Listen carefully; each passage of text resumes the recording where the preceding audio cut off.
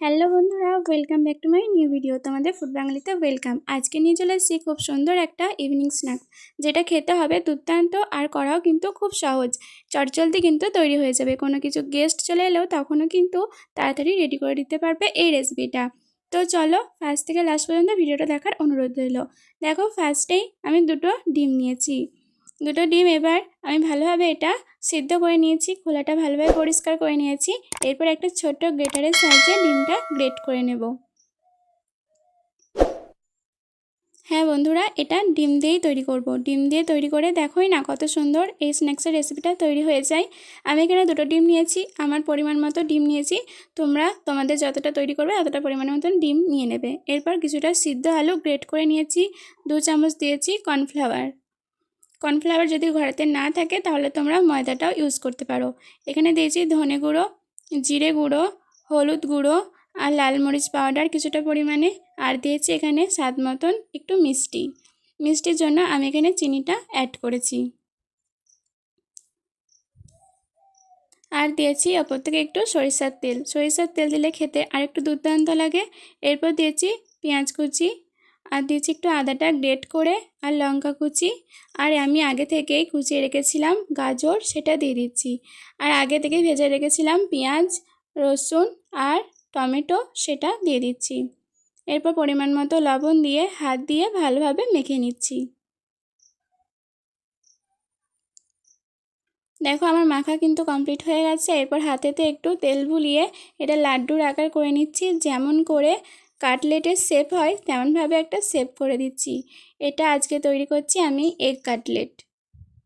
দেখো কত সুন্দর শেপটা চলে এসেছে। তো এভাবে কিন্তু সবকটা আমি রেডি করে নেব।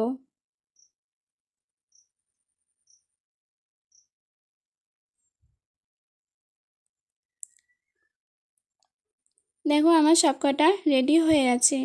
আমার এখানে 10টা মতন তৈরি হয়ে গেছে। আগে থেকেই গরম করতে দিয়ে দিয়েছিলাম তেলটা কড়াতে। এবার একে একে এগুলো ভেজে নেব। এগুলো লো ফ্লেমেই করবে, হাই হিটে কখনোই করতে যাবে না, তাহলে কিন্তু সবটা পুড়ে যাবে আর মুচমুচেটাও সেরকমভাবে হবে না। তাই লো ফ্লেমে করারই চেষ্টা করবে। এরপর দেখো আমার এক পিঠ হয়ে গেছে। এবার উল্টে পাল্টে ভালোভাবে ভেজে নিতে হবে।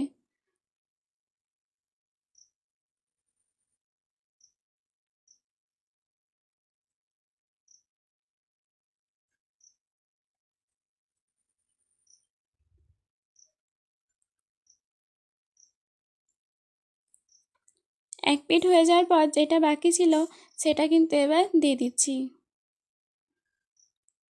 দেখো আমার কিন্তু ভাজা কমপ্লিট হয়ে গেছে। আর কতটা লোভনীয় লাগছে দেখো, মনে হচ্ছে এখনই সবকটা খেয়ে নিই। ওপর থেকে একটু বিট লবণ ছড়িয়ে দিচ্ছি যাতে টেস্টটা আর একটু ভালো লাগে। আর আমি একটু ডেকোরেশন করে নিয়েছি, তোমরা এটা না করতেও পারো। আমি একটু করলাম, দেখতে ভালো লাগার জন্য করে নিয়েছি। তার সাথে সস, আহা যা সুন্দর লাগছিল খেতে। তোমরা একবার পারলে এই রেসিপিটা ট্রাই করে দেখতেই পারো। আশা করছি তোমাদেরও অনেক ভালো লাগবে। তো বন্ধুরা, তোমাদের এই ছোটো ছোটো ভিডিওগুলো কেমন লাগলো অবশ্যই জানিও। ভালো লাগলে লাইক, কমেন্ট, শেয়ার, সাবস্ক্রাইব করে আমার পাশে থাকবে। আর তোমরা যে আমাকে এত সাপোর্ট করছো, এত ভালো ভালো কমেন্ট করছো, তার জন্য অনেক অনেক থ্যাংক ইউ। তোমাদেরকে থ্যাংক ইউ বলে ছোটো করবো না, তোমাদের পাশেও আমি অল টাইম আছি। তো বন্ধুরা, তোমরা অনেক ভালো থেকো, সুস্থ থেকো আর এভাবেই আমার পাশে থেকো। আজকেকার মতন এই পর্যন্তই। টাটা বন্ধুরা।